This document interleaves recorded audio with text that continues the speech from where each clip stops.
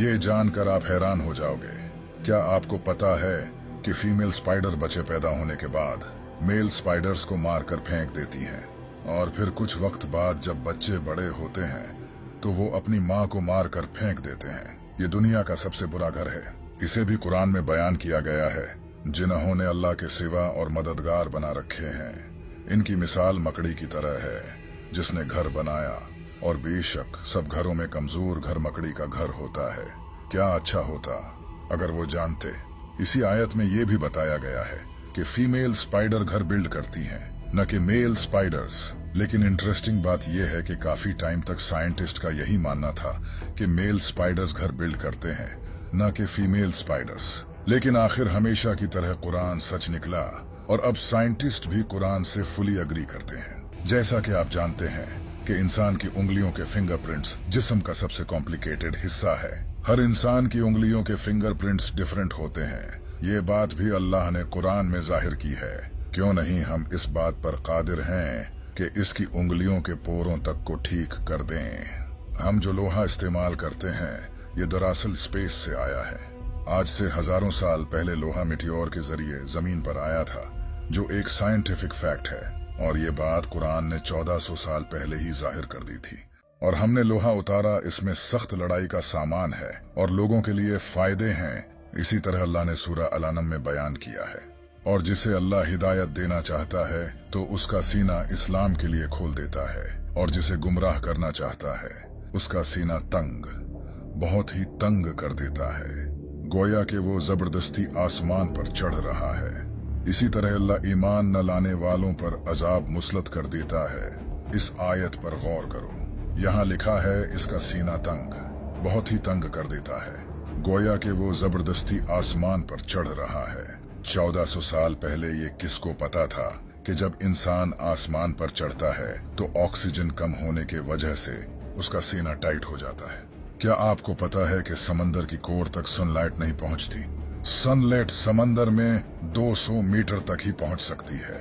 लेकिन अगर ये सच है तो फिर समंदर के डीप में जो जानवर हैं वो आखिर कैसे जिंदा रहते हैं? इसके बारे में कुरान में अल्लाह का फरमान है कि अल्लाह समंदर में वहां भी रोशनी देता है जहां इंसान अपना हाथ तक नहीं देख सकता। साइंस ने यह डिस्कवर किया है कि समंदर के डीप में ऐसे ऑर्गेनिजम्स होते हैं जो लाइट प्रोड्यूस करते हैं। इन्हें बायोलुमिनेसेंट कहा जाता है। हम जो पानी इस्तेमाल करते हैं ये इस दुनिया का पानी नहीं है। आज से हजारों साल पहले मीटियोर के जरिए ये पानी इस दुनिया में आया है। बहुत सी जियोकेमिकल स्टडीज से यह पता चला है। काश लोग पहले कुरान पढ़ लेते। कुरान ने इसे भी रिवील किया है। और हमने आसमान से एक अंदाजे के साथ पानी उतारा, फिर उसे जमीन में ठहराया, और बेशक हम इसे ले जाने पर कादिर हैं। ये है रोसेट नेबुला। इसे 17th सेंचुरी में ब्रिटिश एस्ट्रोनॉमर जॉन फ्लैमस्टीड ने डिस्कवर किया था। ये नेबुला भी अल्लाह ने कुरान में जाहिर किया है। फिर जब आसमान फट जाएगा तो गुलाब के फूल जैसा सुर्ख हो जाएगा, जैसे सुर्ख चमड़ा। इंसानों और जानवरों के जिस्म में क्रोमोसोम्स की तादाद भी अल्लाह ने कुरान में बताई है। कुरान की सूरह ज़लज़ला में लफ्ज इंसान से पहले 46 लेटर्स आते हैं। आप जानकर हैरान हो जाओगे। इंसानी जिस्म में क्रोमोसोम्स भी 46 ही होते हैं। इसी तरह इस सूरह में लफ्ज बंदर से पहले 48 लेटर्स आते हैं। बंदर के जिस्म में क्रोमोसोम्स भी 48 होते हैं। इस सूरह में लफ्ज शहद की मक्खी से पहले 16 लेटर्स आते हैं। शहद की मक्खी के जिस्म में क्रोमोसोम्स भी 16 ही होते हैं। इस सूरह में लफ्ज घोड़े से पहले 64 लेटर्स आते हैं। घोड़े के जिस्म में क्रोमोसोम्स भी 64 होते हैं। इस सूरह में लफ्ज ऊंट से पहले 74 लेटर्स आते हैं। ऊंट के जिस्म में क्रोमोसोम्स भी 74 होते हैं। अल्लाह ने कुरान में फरमाया है, बेशक आसमानों और जमीन की पैदाइश और रात और दिन की बाहिम तब्दीली में अक्लमंदों के लिए निशानियां हैं। दुनिया में कोई ऐसी किताब नहीं जिसके हर सेंटेंस में इतने राज छुपे हों। आज से 1400 साल पहले किसी इंसान के लिए ऐसी किताब लिखना तो इम्पॉसिबल था। तब तो इंसान के पास कोई खास टेक्नोलॉजी भी नहीं थी।